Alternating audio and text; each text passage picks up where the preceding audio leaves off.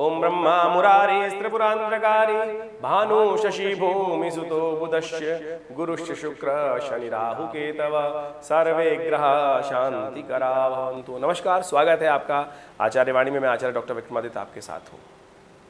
मंगल का परिवर्तन होने जा रहा है। मंगल का परिवर्तन सिंह राशि में जो होगा वो बड़ा विशेष है।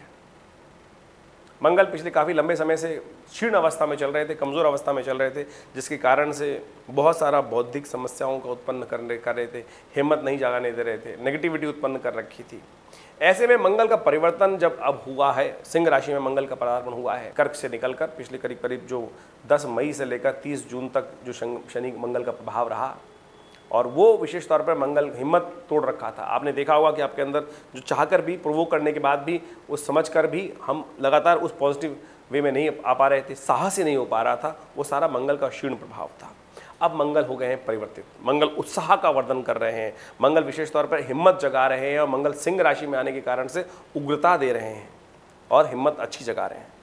लेकिन कहा जाता है ना कि ओवर हिम्मत भी कई बार परेशानी डाल देती है, बहुत ज़्यादा दुस्साहस भी कई बार परेशानी में डाल देता है। तो एकदम बैलेंस होकर काम करने की ज़रूरत है, इस बात का ध्यान रखते हुए। अब सबसे पहले समझें कि सिंह राशि वालों के लिए मंगल हैं कौन कौन। सिंह राशि वालों के लिए मंगल जो है वो चतुर्थ के स्वामी, चतुर्थ सुखेश भाव माना, सुख का भाव माना जाता है, साथ साथ भाग्य का स्वामी माना जाता है। एक तरह से योग कारक हैं आपके लिए। लग्न और विशेष तौर पर आपके स्वामी हैं, आपके नवम त्रिकोण के और केंद्र के स्वामी हो जाते हैं। तो ये बहुत सुंदर जो आपके योग कारक ग्रह बन जाए, सबसे शुभ ग्रह मंगल बन जाते हैं आपके। और वही ग्रह आपके लिए, यानी बुद्धि सही तरह से काम ही नहीं कर पा रही थी, हिम्मत चाहते हुए भी, हिम्मत करने के बावजूद भी मंगल वहाँ पर लाभ करने की स्थिति नहीं बना पा रहा था आपकी पिछले, जब तक कर्क राशि में चला। अब मंगल पॉजिटिव हो गए हैं आपके लिए, मंगल पूर्ण शक्ति संपन्न हो गए हैं। कहा जाता है कि जब मंगल लग्न में आते हैं तो व्यक्ति हठी बन जाता है, कई बार रौब से काम लेने वाला बन जाता है, विशेष तौर पर बड़ा चातुर्य के पूर्ण काम करने, यानी बुद्धि क्लेवरनेस के साथ काम करने वाला बन जाता है। लेकिन इसके साथ साथ अब वहाँ शुक्र का योग भी चला आ जाएगा साथ में। कौन आ रहे हैं? शुक्र महाराज। ऐसे में कई बार क्या होता है कि कुछ गलत संबंध स्थापित हो जाते हैं, उनसे बचने का आपको प्रयास करना चाहिए। हम संबंध समझाने का प्रयास कर रहे हैं। ऐसा नहीं कि सब लोग ही हो जाएंगे, हो सकता है जन्मपत्री में कहाँ स्थिति बैठी हुई है, जिनका मंगल शुक्र की युति एक साथ है, उनके लिए तो ये स्थिति और विशेष रहेगी। यानी मंगल जन्म कुंडली में ही अगर मंगल शुक्र एक साथ हैं, कोई संबंध बना रहे हैं, तो ऐसे में कई नेगेटिव तरफ जाने के लिए स्थिति बन जाएंगे, कई तरह से कामुकता बढ़ जाएगी, और कई तरह से विशेष तौर पर ये मंगल के साथ जो हैं, मंगल जो है यहाँ पर हैं, वो 18 अगस्त तक रहने वाले हैं, और करीब करीब 7 जुलाई को शुक्र भी उनके साथ साथ वहाँ पदार्पण कर लेंगे। शुक्र और मंगल का युति फिर बन जाएगी वहाँ पर। 23 जुलाई को शुक्र जो है वो वक्री हो जाएंगे, वापस गति प्राप्त कर लेंगे, यानी आगे पीछे। और उसके बाद 7 अगस्त को मंगल शुक्र जो है वो वहाँ से निकलकर वापस कर्क राशि में 12वें भाव में चले जाएंगे। तो तब तक आपको विशेष तौर पर अपने आप को तामसिकता से बचाने का प्रयास करना चाहिए। कई बार मंगल शुक्र की युति जो है वो अपमानित करने की स्थिति बना सकती है, तो ऐसे में बहुत पॉजिटिव रहते हुए काम करने की ज़रूरत है। ऐसा व्यक्ति आमतौर पे, जब मंगल जो है वो पॉजिटिव है वहाँ पर, लेकिन शुक्र की युति के कारण से ये सब चीज़ें उत्पन्न होने की स्थिति बना रही हैं, ऐसे में आपको कुछ सावधानी के साथ काम करने की ज़रूरत है। दूसरी एक समस्या और भी है, मंगल और शुक्र का समसप्तक योग बन रहा है। मंगल चल रहे हैं लग्न में आपकी राशि के अनुसार से, और शनि चल रहे हैं आपके सप्तम भाव में। सप्तम भाव में शनि चलने का मतलब है वो युद्ध का भाव है, वहाँ स्वग्रही होकर शनि महाराज चल रहे हैं, वो भी वक्र स्थिति में पूर्ण ताकत के साथ।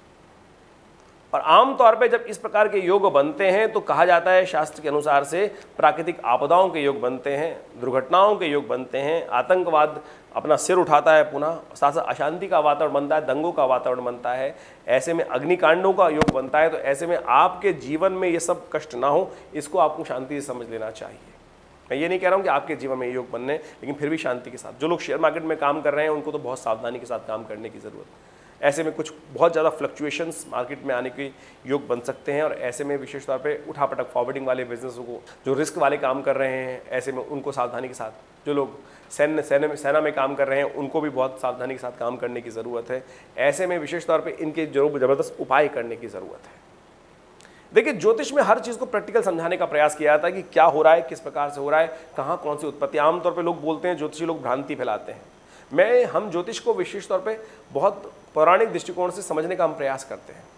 हमारे यहाँ भारतीय संस्कृति में हर चीज़ की उत्पत्ति, हर चीज़ का अंत, हर चीज़ की एक व्यवस्था बताने का रास्ता बताया गया है। मंगल कौन है? ये भी समझें कि मंगल कब उत्पत्ति हुई। शास्त्र के अनुसार से मंगल की जब उत्पत्ति होती है वो होती है अंगारक चतुर्थी का युग बनता है, उस दिन मंगल का जन्मदिन माना जाता है। इसके साथ साथ एक बात और समझें कि मंगल है कौन। मंगल शिव के अंश है। स्कंद पुराण के अंदर एक कथा आती है कि जब भगवती सती यज्ञ के लिए, दक्ष के यज्ञ में जाने के लिए उनको आमंत्रित नहीं किया जाता, लेकिन फिर भी वो शिव से कहती हैं कि मुझे यज्ञ में जाना है।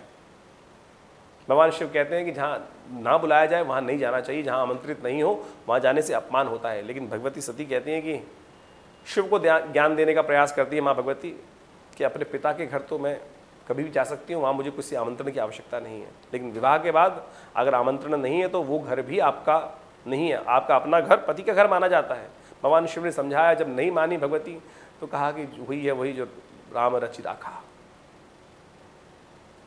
तो भगवती जाती हैं और वहाँ पर देखती हैं कि शिव का अपमान हो रहा है, तो भगवती बड़ी दुखी होकर अपने आप को यज्ञकुंड में समर्पित कर देती हैं, सती हो जाती हैं।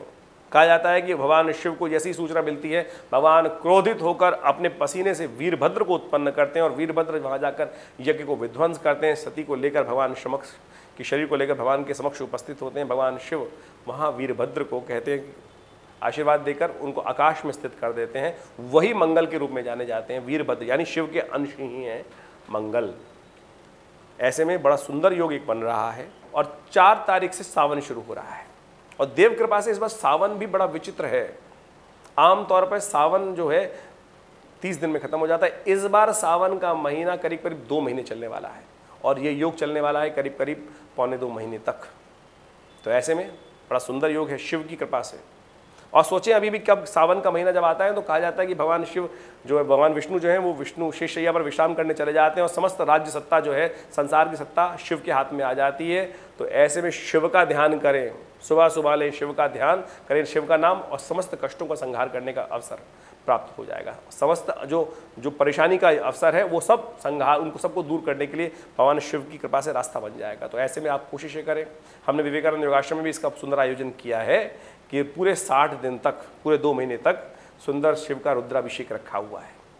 नित्य प्रति प्रदोष काल के अंदर शाम के समय में बड़े सुंदर तरीके से भस्म के द्वारा, घी के द्वारा, तेल के द्वारा और विजया के द्वारा और अनेक प्रकार के दूध, जल, धी इत्यादि, गंगा जल, इन सब के द्वारा भगवान शिव का बड़ा विशाल रुद्राभिषेक किया जाएगा। आप सब भी उसमें सम्मिलित हों और भगवान शिव का आशीर्वाद प्राप्त करें।